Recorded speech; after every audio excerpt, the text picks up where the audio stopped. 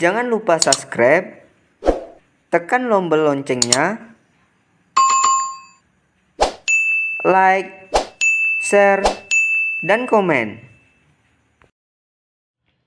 Assalamualaikum warahmatullahi wabarakatuh.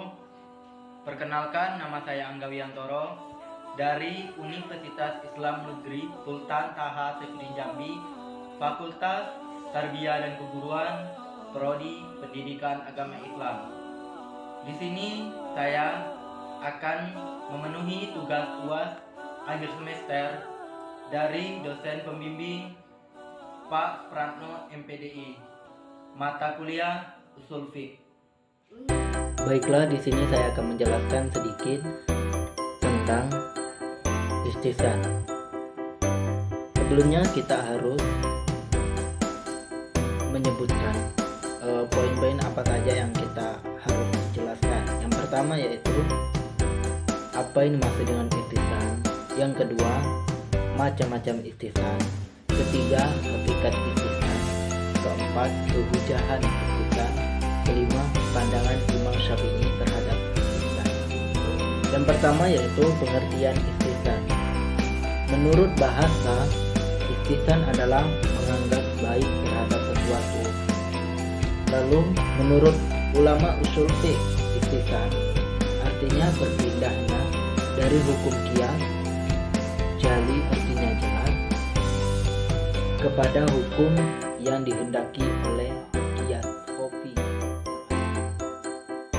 Lalu yang kedua, macam-macam istihsan. Macam-macam istihsan itu terbagi menjadi 6 macam. Yang pertama yaitu istihsan bin nas, istihsan yang berdasarkan ayat atau hadis. Yang kedua, istihsan bil ijma, yang artinya istihsan yang berdasarkan pada ijma. Yang ketiga, istihsan bil qiyas, kopi, yang artinya istihsan yang berdasarkan qiyas yang bersembunyi. Yang keempat, istihsan bil maslahah, yang artinya istihsan berdasarkan kemaslahatan. Yang kelima, istihsan bil urfi, yang artinya istihsan berdasarkan adat kebiasaan yang berlaku umum. Lalu yang terakhir, istihsan bil daurah, yang artinya istihsan berdasarkan keadaan darurat.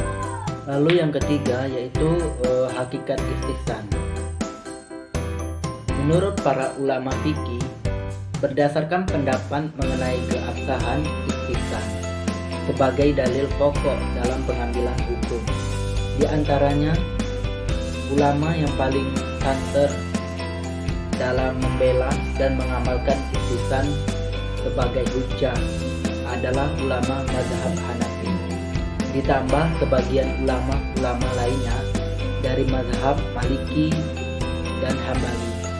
Hanya saja ulama mazhab Syafi'i memiliki pandangan yang berbeda dalam memposisikan istihsan sebagai dalil pokok yang berdasarkan pengambilan hukum.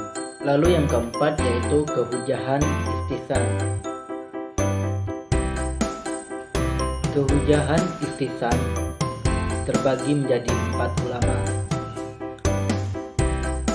Yang pertama, istihsan ialah suatu keadilan terhadap hukum karena adanya dalil tertentu dari Al-Quran dan Sunnah. Itu menurut ulama Malikiyah. Lalu yang kedua, perbuatan adil terhadap suatu permasalahan hukum dengan memandang hukum yang lain karena adanya sesuatu yang lebih kuat yang membutuhkan keadilan. Ini menurut ulama Syafi'iyah.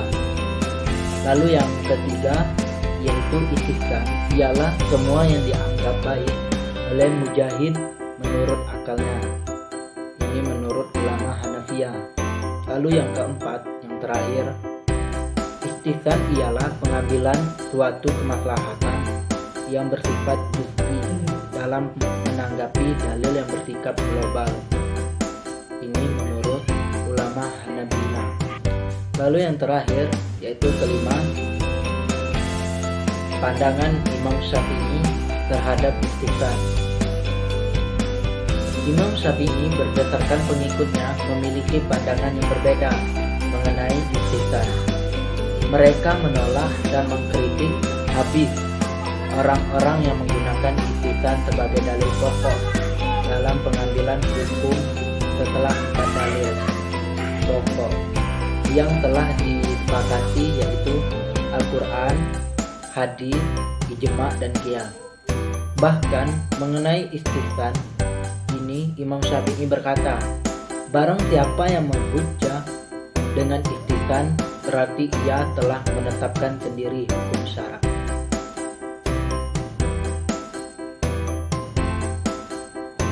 Lalu Imam Syafi'i berkeyakinan bahwa berhujjah dengan istihsan berarti ia telah mengikuti hawa nafsunya karena telah menentukan syariat baru.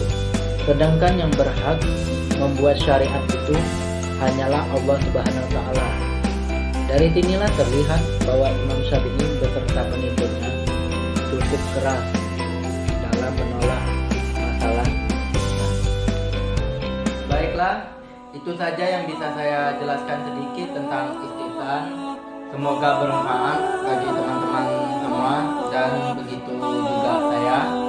Saya akhiri, sekian dan terima kasih. Wassalamualaikum warahmatullahi wabarakatuh.